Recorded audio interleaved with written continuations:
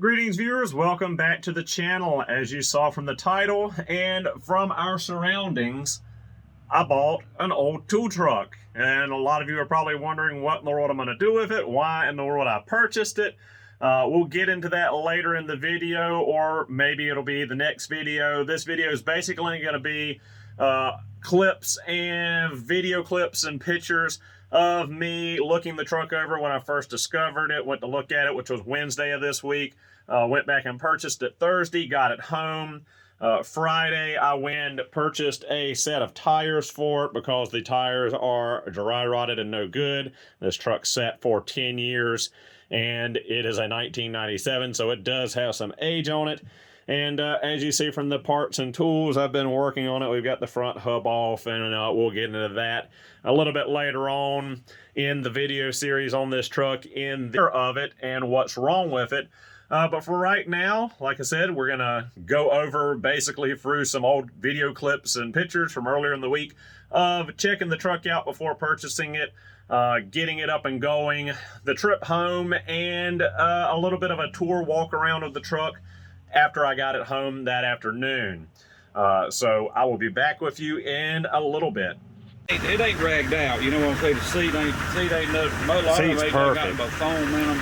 Got one little place right Both there. of the armrests were ripped off of mine, yeah. And it was a 2002. This is a 97. Yeah. And like I said, there was a 2x4 in there. You can even roll the window down. And I diagnosed the air. I don't think there's nothing serious wrong with the air. Probably a charge and an O-ring leaking or something. Yeah. Brake light wants to strip for that. There's a new dryer right here. That's a new dryer for it. Right. Look how long it's been here today. Plastic's done disintegrating, yep. But all I have to Rack do for all your flyers and catalogs and hammers. to help me unload all this shit. Right, yeah. But I really like this thing, man. It's good and warm in the winter time. You cut that little thermostat on and that thing, I went over and filled it up with propane, and that thing worked just like a champ, man. I had it out there in the snow. That's the thing about a tool truck. You can make them so hot you can't stand them in the wintertime, but you can't keep them cool in the summer in South Carolina. Even in Columbia, I had, my second truck had a AC in the dash and it had a roof AC, and I'd have it wide open. It just stayed like 70, 80 degrees, barely keep you from sweating all day. But yeah, she's pretty nice. I'd take this carpet off the shelving though and put something. Yeah, I wanted to do You that. could take the shag out of there. I just didn't have time to do it. You Right. know?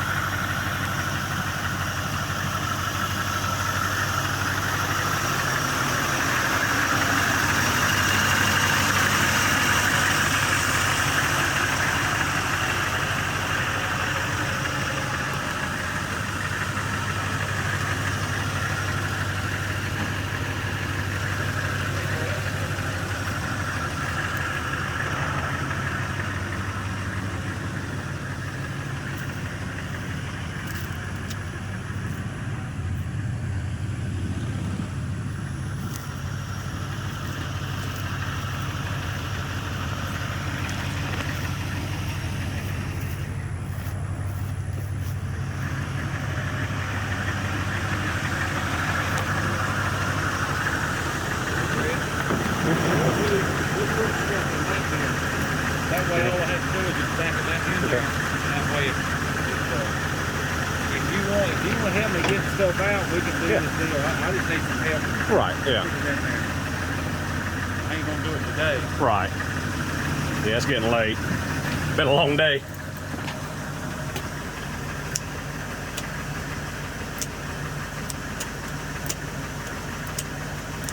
I don't really see how you go wrong if you want something like this. You can't buy a four-wheeler for this. Nah.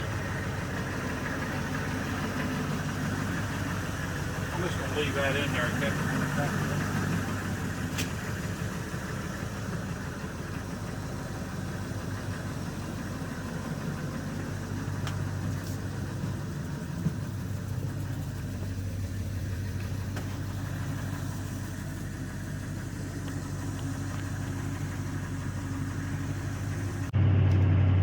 Following the new tool truck home, and she is smoking like crazy. Well, was. It's kind of clearing up. We got a little bit of coal coming out the tailpipe, but I think it's just the crud burning off from sitting for the last roughly 10 years. We are going pretty slow, but I'm pretty sure he's just going slow because them tires are dry rotted and cracked pretty badly. So we don't have about 5 miles to go to the farm, so hopefully we make it without any issues. Cross your fingers and say a prayer for us. All right, guys, we made it home. The lights are gonna barely flicker as the batteries are flat, completely dead. Had them on a battery charger all day, and they did not hold a charge, nor did they charge with the alternator all the way driving home about 10 miles. But all the lights do work. They're just not all got enough power for the ballast to power up the fluorescents. So, you know, that'll have to be addressed. This one came loose on the trip home. Not really a big deal. They're going to be swapped out for LEDs. Got a gigantic sunroof, which I'm surprised has not leaked at all. The old fan porthole in the back of my Snap-on truck leaked like a sieve and rotted out the ceiling. Most all the pegboard's in good condition. These pieces will unbolt. Stanley signs are coming down. But the ceiling is in immaculate condition. Most of the time all these bungees are tore up, ripped up, falling out of these things. We got to get rid of this old gross shag carpet. This is going to get replaced with some darker, not shag carpet. And this old asbestos looking tile, Formica, whatever you want to call it, that's coming up. We're going to put some nice black non-skid stuff in here like the new modern Snap-on trucks have. I don't know why they put carpet in a toolbox bay. That's the battery cover beside the seat. As you see, the toolbox is missing where the computer and the cash drawer and all that stuff sit, but I'm going to build one of those just out of plywood, make a cabinetry kind of thing. We got the AC up top as normal. Radio's pulled out, goes in that hole. Our fan, all of our controls. Let's turn these off because we have no battery power left. Yep, she won't even try after driving all the way home. I'm not sure yet what the powertrain is. I know it's a 6.5 Detroit GM diesel non-turbo, so 165 horsepower of pure disappointment. Transmission does not have a park range. We've got reverse neutral drive, third, second, first, and our parking brake, we've got a brake drum on the output shaft of the transmission. I haven't crawled under there yet, but we either have a 4L80E or an Allison AT542, I believe is the two choices. So not sure if we got the GM 4L80 or the Allison. You guys know I'm red green colorblind. I think this is red leather. You guys will have to tell me, but I do got Mac tools emblazoned in the seat.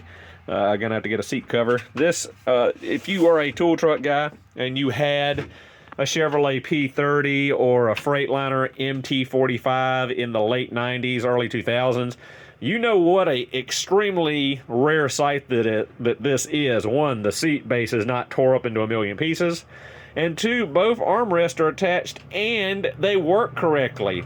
Nor are they torn up. My old 2001 Freightliner, my first Snap-on truck, both of these were ripped off. I think I found them under the shelving, and the seat had like 3 big tears in it. Check that out.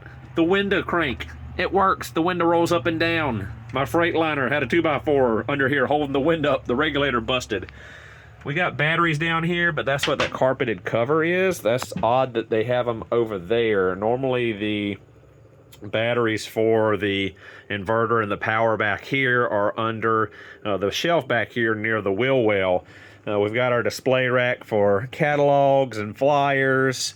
That opens up and there's some extra fluorescent tubes in there. We've got the hammer rack. This is pretty neat. I never saw this on another Snap-on truck or tool truck of this vintage. It's got a nice vinyl roll down. One thing that sucks about these things in the summertime, especially on my route in Columbia, because it gets hotter than hell in Columbia, South Carolina in the summer, was that when you were driving, you didn't have dash-mounted AC or AC units up here. So if you were driving around, all the cold air was blowing behind you driving, and you sweated to death right here, aside from kicking your floor vent open down there, or rolling your window down if you could, but then dust and junk would get in the truck. So this is pretty neat. I can roll this down. All my cold air condition will hit this and bounce back and keep the cab area cool. That said, that big skylight slash sunroof is going to come out of there, and probably going to put a roof-mounted air conditioning unit back there so we can cool the back and the front independently. All the E-Track is in extremely good condition. This carpet's in really good condition other than like some stains. The propane heater still works on it, which doesn't really matter. This thing's got dash mounted heat, and if you've been in a tool truck, you know they're extremely easy to heat during the winter. With just the dash air condition, it'll roast you out of here. But in the summer, they're nearly impossible to keep cool because it's like driving a pizza oven around. Do have a nice storage shelf up here above the dashboard, which is odd. Haven't seen that on one this vintage. Personally, I'd be afraid of stuff constantly falling down and hitting me in the head. If you've ever owned a tool truck or ran a tool truck, you know that stuff constantly jumps off the shelves and lands up in the floor. Nice dashboard, pretty similar to my old MT45 Freightliners. Normally in my Snap-on trucks, this was what I called the dash of deals. This is where my used tools went. We've got some brand new ratchet straps that they included for the E-Track for toolboxes and tool carts. Not that I'm gonna off the boat be selling tool storage. Not sure exactly how this is all gonna work out. It's still way up in the air. But if I get trade-ins or something, I've got a triple bank, another triple bank, possibly double bank. Actually, no, with the computer desk here, that's a roll cart single bank bay. That's a triple bank bay. For most, I don't think a 1032 or 1022 Snap-on triple bank would fit in there. That'd probably be double bank with some extra room. A triple would probably be a tight squeeze. We've got another odd little bank back here. An AC machine, battery charger might. AC machine's not going to fit, actually. A battery charger or something like that would fit. Maybe a small single layer roll cart or single shelf. And then we got a nice single bank bay back here for a roll cart. Good shelving, all solid wood. I am a fan of the old wood shelving. Got the little lip here to put magnetic rails on for sockets and things of that nature. Got a roll of replacement carpet, might put that to use. We've got all of our fittings up here to put our air tools on if I decide to sell air tools.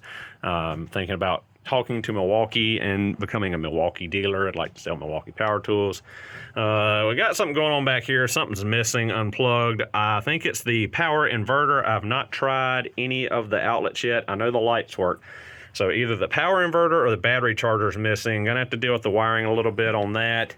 Definitely need to get new batteries. This thing's got automotive batteries in it, which do not really work. If you own a tool truck, you know that no matter how good your batteries are, nice little cubby here. That's pretty nice to have. Any of you own a tool truck, you know that these do not work. You've got to have giant deep cycle marine or commercial batteries in here. And even then, if you go 2 or 3 days without plugging it up to the battery charger and an exterior drop cord, your batteries are going to die anyway. There is our lift gate control. He threw in the Citrus PB blaster. He forgot to get that. This is a breakdown kit with like some road flares and stuff.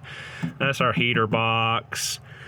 Some wiring for the alarm. That's been cut, thank goodness. These alarms were never good. We are missing the jump seat. He didn't have it. This big board's a little rough. Whoop-de-doo. Overall, for what I paid for it, this thing's in really good condition. I don't want to talk too good on it because it might bite me. But yeah, it seems to be pretty good so far. That's one great thing about it. The door latch, the runner, is in good shape. Mine was busted on my old truck, and the door was kind of flopping, and it scraped all the paint off where it was rubbing against the door here, so that's still in good shape. Check this blast from the past out. New Mac credit card, apply today. This truck has been retired since about 2004, 2005, I reckon. There's another applique under here. There was one on top of it with Chiff Foose and like a 2005 Mustang convertible. So I'd say early 2000s is when this truck was retired from service. As you can see, it was a Mac Tools truck, obviously from the white and yellow. The Productivity Company, Mac Equipment Program, you can still make out most of this. The dealer's name, Tim, the tool man, I think it's Kane, I'm not sure, it's Keane, I think. It's kind of hard to make out. But I found from the title, this truck was actually from Arkansas, and it was a repossession. So I don't know if the Mack dealer went out of business and the truck got repoed, or someone else bought it from the Mack dealer and it got repossessed from them, or what. But we got some nice simulators on here we can clean up. The tires are shot, they're dry rotted, they're splitting. I'm surprised we didn't die. Well, not me, but the fella that sold it to me, he drove it, and I followed him and I took him back to where he was at. I'm just glad that none of the tires exploded. That brake caliper was locked up. I smelt burning brakes the whole 10-mile ride home. We got home and the thing was just rolling smoke.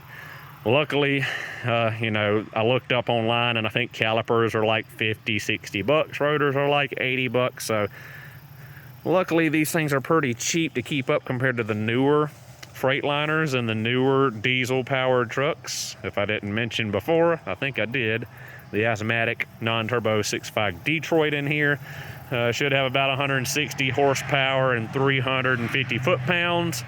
I will run it till it dies and then most likely put a 6-liter Vortec gasser in here. I would love to put a 24 valve Cummins or a 12 valve Cummins, but price of the swap and what I get, 6-liter Vortec would probably be the better option. I have not measured it yet, but I'm pretty sure this is a 16-foot truck. Most of these MT45s from Snap-on, what they call the program van, the van you started out in, was 16 foot. And just eyeballing it, it looks like it's a 16-foot truck as well on this Mack truck. That's the propane tank for the heater. That's the exhaust port for the heater. That's the plug-in for the lift gate. Claimed it worked fine, but this truck's set for a decade. We tried it yesterday and it didn't even move with the switch, but we found out there's a toggle switch on the dash, and I didn't see it, but the guy selling it said he flipped the toggle switch and the motor ran, but it didn't really move, so it's probably low on hydraulic fluid, something of that nature. Something we'll address at a later date. Hinge for the back door, the latch fell off. Pretty easy, cheap fix, just call it LDV. They should be able to sell me a latch that'll work. Desperate need of pressure washing.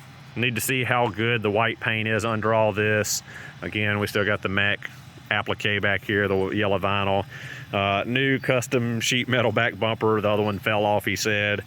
So no way to fix my license plate yet. Have to work on that. Tail lights and turn signals, I'm pretty sure did work when I was following them. But again, we've got to get the charging system and all that figured out.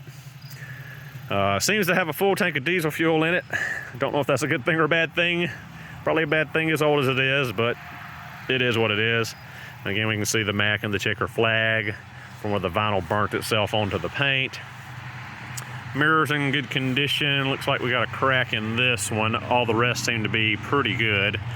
All the rivets are still in the body. My Snap-on truck, all these rivets sheared off and this panel would flop around. Floor vent works good. I'd hope it would. It's just a freaking flap. Here's the charging point for the battery charger. You just plug a regular drop cord in there and plug it into the wall. So have to check that, see if that's wired up, see if I'm gonna let all the smoke out when I hook it up. This is a Union City Body Company truck. I'd never heard of them before. All of the Snap-on trucks are built by LDV, Lynch's Display Vans, I think's the acronym, what it stands for. Definitely need tires, that's gonna be expensive. Brakes need to be gone through. Luckily it's 4-wheel disc, so I don't have any drums to mess with. The old 6.5 was chugging a little bit of smoke, but seemed to be doing okay. It did not overheat, it held good oil pressure. And I'm surprised it didn't overheat fighting a locked brake caliper all the way home. The guy said it got up a little past 210, 220, and then it came back down, so I assume it was just the thermostat sticking since it's, you know, not been up to temperature in about a decade. So surprised it didn't just stick shut and overheat the truck. So we looked up on that, got up here, the coolant wasn't boiling over or anything. Everything seemed to be good there.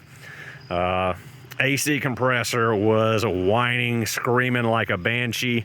We soaked it down in that citrus PB, hoping it would last long enough to get home without blowing the compressor apart.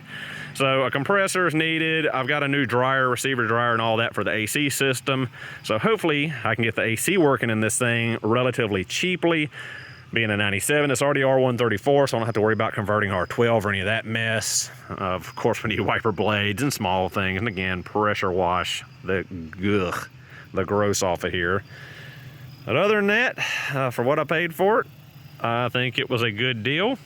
Whether it becomes a tool truck again and rides around selling tools, so be it. If not, I'll clean it up and sell it and make money either way. So not hurt on the deal, not upset about it in any way. All right, guys, so as you saw in the clips and the little tour walking around the truck, it's talking about the initial things that I saw wrong with it and, what needs to be addressed on it. We're going to make this a video series, hopefully, going through the repairs, what I need to do to get it back roadworthy, get it back on the road. And now you're wondering, well, what are you going to do with it once you get it roadworthy? What is your plan for this thing? You're not telling us anything. Well, it's very tentative right now. We're in the early planning stages of getting this off the ground, but right now what I'm planning to do with this truck is make another functioning tool truck out of it. I've been talking with Koken USA, as I said in the video about a month ago with the Z-Series ratchets, and I am looking to become a Koken Tools dealer. If we get this off the ground, everything lines up, all the puzzle pieces fall into place. This should be the only dedicated Koken Tools USA tool truck operating in all of North America. I say dedicated, that's the little asterisk in this. Koken does have about 5 or 6 dealers, maybe a little bit more, but I think the number's right at 6. If you know of the German tool truck, if you're on Instagram, YouTube, I believe he has a YouTube. He doesn't do much on the YouTube. He does have pretty good following on Instagram. I believe he's out in California. He has the German tool truck. He mainly carries German tools, but he is a Koken dealer and carries Koken on his independent tool truck. Other dealers are Matco Mac dealers that sell it on the side on their truck. But as far as I know, Koken does not have any dedicated trucks vinyl stickered up as just Koken tools. So, like I said, this is all very tentative and subject to change. This might not get off the ground. I might end up fixing this truck and selling it for a profit. I might end up turning it into a mobile repair truck. I'm not sure exactly which way the wind's going to blow on this thing. Only time will tell. But I really would like to try to go another whack at being a tool distributor. And with Koken, that would take a lot of stress off of me compared to going back to Snap-on or becoming a Mac dealer. My local Snap-on franchise in the area I live actually came open about a couple months ago. I think it was 2 or 3 months ago. I've already talked to Snap-on. We went back and forth. We could not come to an agreement. They jacked up the franchise fee. They would not take off the $3,500 in training, which I've already been through, and I'm not paying that cost again. They would not let me choose the 20-foot truck I wanted to choose. If you're paying, I said, if I'm paying $130,000, $120,000 for a tool truck, I want to buy the truck I want to buy. But they were saying I had to start in a 20-foot step van. They've got all these new stipulations in place, and it's $27,500, I believe it's signing, plus another $30,000 in a bank account to start the franchise. And when you start, you're about $250,000 in debt between the cost of the truck, which is around $120,000. Your initial inventory is about $109,000, plus, everything else to get off the ground, operational cost, insurance, everything like that. And I was like, it's just too much of a gamble to take, guys. I'm not about that right now. I talked to Mac Tools, and, they were much cheaper to get into, and they were very open and liked that I had the experience already and everything like that. They just didn't have any routes or franchises available in my area, so that was a dead end as well. So let's see what this does. Stick around, watch the videos, keep track of it. This may become the Japanese tool truck. I don't know. I might start selling other Japanese tool brands. Right now, my plan is, if this gets up and going, I'm going to cover the service area for my 2 prior Snap-on routes. So that would be all of the upstate of South Carolina, just south of Charlotte, and around the Columbia Midlands area of South Carolina. Being that I would be the only authorized dealer in all of South Carolina and basically all of the Southeast for Koken, I could basically go anywhere I wanted to down around South Carolina, North Carolina, Georgia, Tennessee, within, reason if I'm going to make money. I'm not just going to drive all over for the heck of it.